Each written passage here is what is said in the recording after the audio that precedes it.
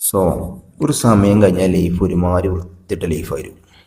അതിൻ്റെ കാരണം എന്താ വെച്ചാൽ നമ്മൾ കല്യാണമൊക്കെ കഴിച്ച് കഴിഞ്ഞാൽ പിന്നെ ഏറ്റവും കൂടുതൽ നമ്മൾ ഇഷ്ടപ്പെടുന്ന വ്യക്തി നമ്മളെ വൈഫായിരുന്നു.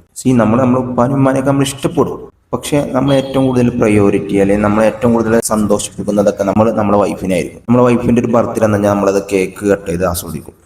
നമ്മളെ ഉപ്പാൻ്റെ ഉമ്മാൻ്റെ ഒക്കെ ബർത്ത്ഡേ എന്ന് പറഞ്ഞാൽ നമ്മളത് ആഘോഷിക്കൂല. ഇനി ഇൻ കേസ് നമ്മളെ വൈഫിൻ്റെ ഹാപ്പിനെസ്സിന് വേണ്ടി നമ്മൾ എന്തും ചെയ്യും.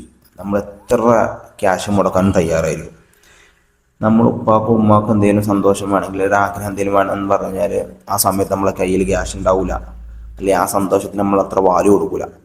പക്ഷെ ഇപ്പുറത്ത് നേരെ തിരിച്ച് ക്യാഷ് ഇല്ലെങ്കിൽ നമ്മൾ എവിടുന്നെങ്കിലും തിരിമറിച്ചോ അല്ലെങ്കിൽ നമ്മൾ എവിടുന്നെങ്കിലും കടം വാങ്ങിയിട്ടെങ്കിലും നമ്മളെ വൈഫിനെ സന്തോഷിപ്പിക്കും. ലൈഫ് ഒരു സമയം കഴിഞ്ഞ് ഒരുമാതിരി ലൈഫായിരുന്നു. അത് നിങ്ങൾക്ക് മനസ്സിലാവുണ്ടെന്ന് എനിക്കറിയില്ല.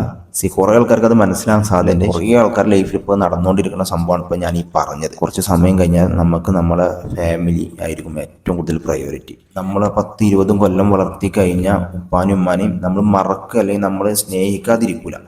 പക്ഷേ അവരോടുള്ള പ്രയോറിറ്റി നമുക്ക് കുറഞ്ഞു വരും. നമ്മൾ വൈഫ് എന്നൊക്കെ പറഞ്ഞാൽ പിന്നീട് വന്ന ആൾക്കാരാണ്. അവർക്ക് പ്രയോറിറ്റി കൊടുക്കണ്ടെന്നല്ല പറഞ്ഞത്.